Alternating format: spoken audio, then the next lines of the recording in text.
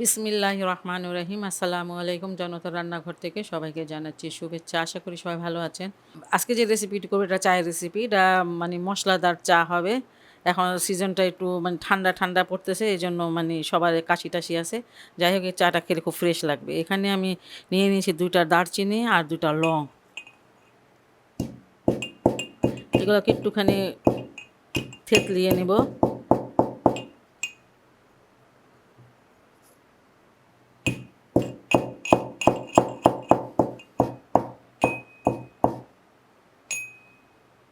এটা হয়ে গেছে, এটা নামিয়ে নিচ্ছি আমি। এখানে ২ ইঞ্চির মতো আদা নিয়ে নিয়েছি। এটা ছিলে পুষে করে নিয়েছি আর এটাকে ছেঁচে নিব। কেটে না দিয়ে ছেঁচে দিবেন, ছেঁচে দিলে ভালো হয়।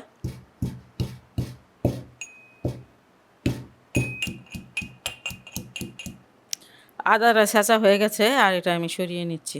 আমি এখানে ৩ কাপ পানি নিয়ে নিয়েছি। আমি ৩ কাপ মানে চা করব এজন্য। আর পানিটা বলক মানে আসতে হবে। বলক আসার পরে আপনি এই যে আদার যে ছেঁচে রেখেছেন সেটা দিয়ে দিতে হবে। আর এই যে এই গরম মসলাটা দিয়ে দিলাম, এলাচ আর লং। চা যত জাল হবে চার টেস্টটা অত বেশি বাড়বে। আমরা আসলে অনেকে অনেক রকম চা বানাই। বাসায় কারো, কারো সবার চা তো আরেক রকম হয় না? এই মশলাগুলো কমপক্ষে ৫ মিনিট এটাকে আমি জাল করে নিব। মশলাটা দিয়ে আমি এটাকে ৫ মিনিট জাল করে নিলাম। যেহেতু আমি ৩ কাপ বানাবো চা, সেজন্য ৩ চামচ দিয়ে দিচ্ছি চা পাতা। আর এখানে ৩ চামচ চিনি। চিনিটা নিজের মতন করে দিয়েন, যে যেমন মিষ্টি খান। এটা আবার ৩ মিনিটের মতো আমি জাল করে নিব। চা পাতা, চিনি আর মশলাটা তো জাল হবেই। চা পাতা আর চিনিটাকে আমি ৩ মিনিটের মতন জাল দিয়ে নিলাম। আদা এগুলোকে একটু সরিয়ে নিব। যে গ্লাসটা দিয়ে আমি পানি মেপেছি সেই গ্লাসের ১ গ্লাস আমি দুধ দিয়ে দিলাম। এটা গরুর দুধ জাল দেওয়া।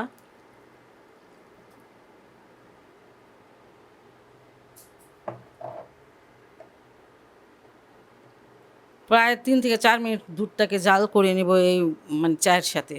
আপনাদের যদি গরুর দুধটা না থাকে তাহলে আপনারা ডিব্বার দুধ বা গুঁড়ো দুধটা আপনারা ৩ চামচ নিবেন। ৩ চামচ নিয়ে পানি দিয়ে গুলে তারপরে দিয়ে দিয়েন। তখন পানিটাও কম দিবেন।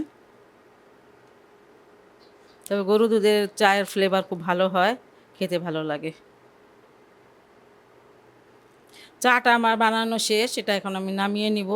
এই মানে ঠান্ডাতে শীতে এরকম ধোঁয়াদার চা খেতে কিন্তু মানে খুবই ভালো লাগে। যাই হোক, আপনার একটা বাসায় কিন্তু অবশ্যই ট্রাই করবেন। আর যদি ভালো লাগে তাহলে অবশ্যই, অবশ্যই আমার চ্যানেলকে লাইক, কমেন্ট, সাবস্ক্রাইব করবেন।